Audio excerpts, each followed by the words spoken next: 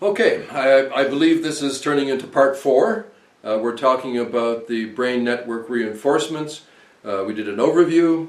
We looked at the big 3, default mode network, cognitive control network, and limbic network. Now let's look at the tango partners. I say partners because in contrast to the first big 3 that will kind of go up and down in terms of dominance, when one is on, one is off, more or less. In the next 2, the dorsal attention network and the ventral attention network, dorsal and ventral attention networks, these 2 can dance together. The dorsal attention network is when, attention, right, is when you want to focus attention. The attention comes to more of a point. It's a singularity. And you want to sustain that focused attention. That's a great thing. We need to, for so many things, we need to do that. And of course, you can experience in kind of, intense moments where you're really attempting to do something. For those of us that practice meditation, there are many techniques that rely on focus. And the point is that the focus has to arrive without effort. Effort gets in the way of focus. What you want is that relaxed ability to remain focused, like I am right now on the lens of this camera. I just focus, but it doesn't have to be filled with effort. Effort gets in the way. The earliest biofeedback stuff showed that when everybody was confounded. This is like early mid-70s. The idea, for example, to warm your hand, all you have to do is put your attention there, blood flows there. As the blood flow increases, temperature goes up. People would do it and their hand would get colder. It's like, what the hell? And the realization was that many of us don't know how to consciously, comfortable, in a relaxed way maintain focus. We have effort.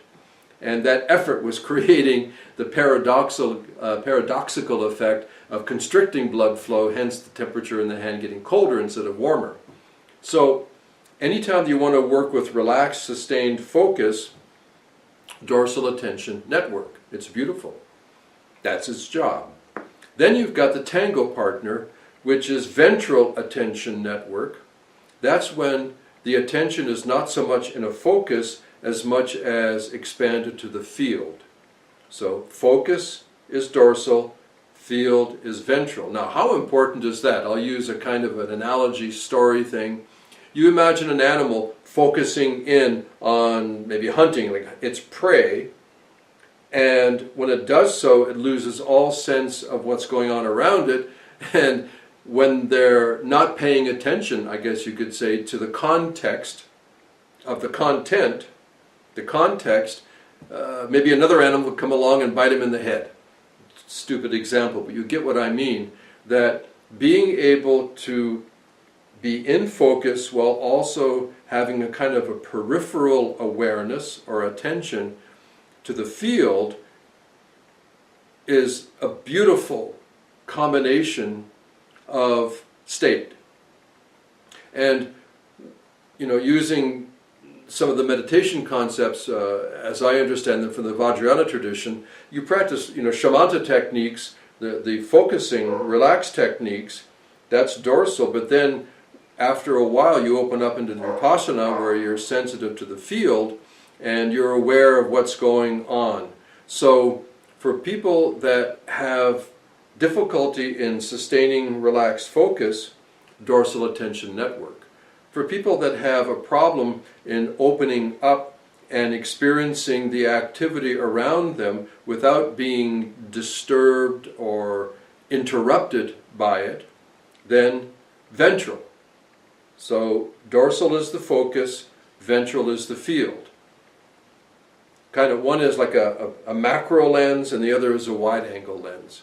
And those two go together beautifully. And for those of us that find ourselves in either creative acts or meditative processes, you'll understand a lot of what I mean by this, and these two brain networks are just fantastic resources to have in the brain gym. So you have there the dorsal attention network to reinforce relaxed focus, and you have the ventral attention network for an open field of awareness, unperturbed and comfortable. Okay.